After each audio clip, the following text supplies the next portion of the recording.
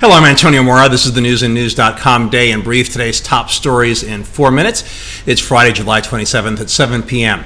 So, if you're on Team Trump, the most important news of the day was the good news on the economy. It grew in the second quarter at the fastest pace since 2014, with GDP up 4.1%.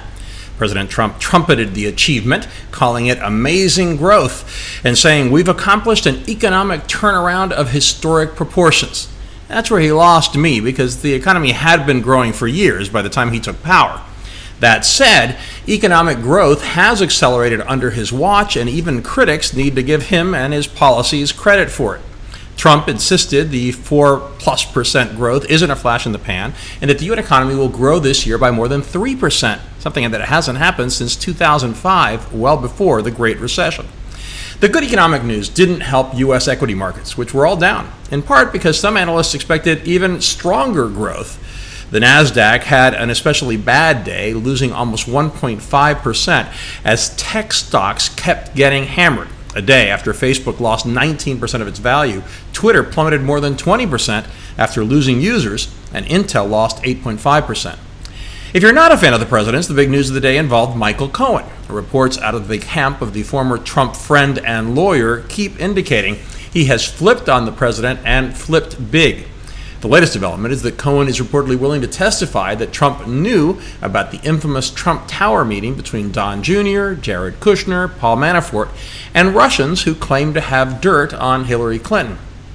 Trump Sr. angrily attacked Cohen on Twitter, insisting he did not know of the meeting. Trump also raged in tweets about the Mueller investigation and how the only collusion with Russia involved the Democrats.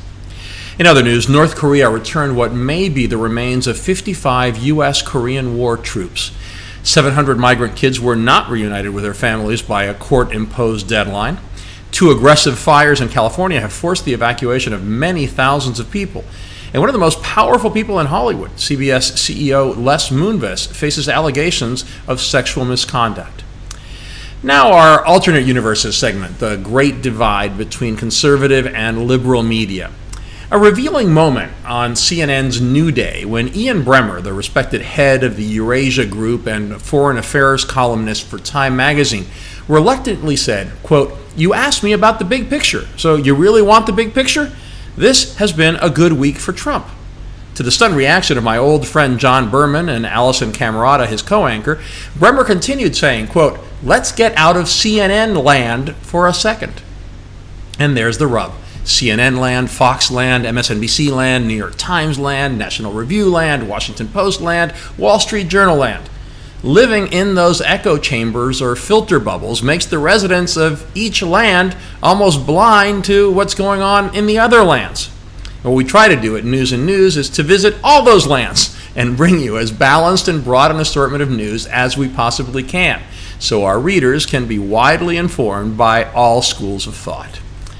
Finally, from the "Don't we have something more important to talk about" file, a picture is getting a lot of attention because it shows Special Counsel Robert Mueller sitting some 5 to 10 yards away from where Donald Trump Jr. is standing. It happened at a particularly undesirable gate at Reagan National Airport outside D.C. Given how small a town political D.C. can be, what's news is that they hadn't been photographed near each other together before. You can find all those stories and much more updated around the clock 7 days a week on newsandnews.com, where you will find all you need to know in one place. Please subscribe to our YouTube channel by clicking on the right of your screen just below this video. And please follow us on Facebook at Real News and News, and follow me on Twitter at AMoraTV. Have a great weekend. I will see you again on Monday.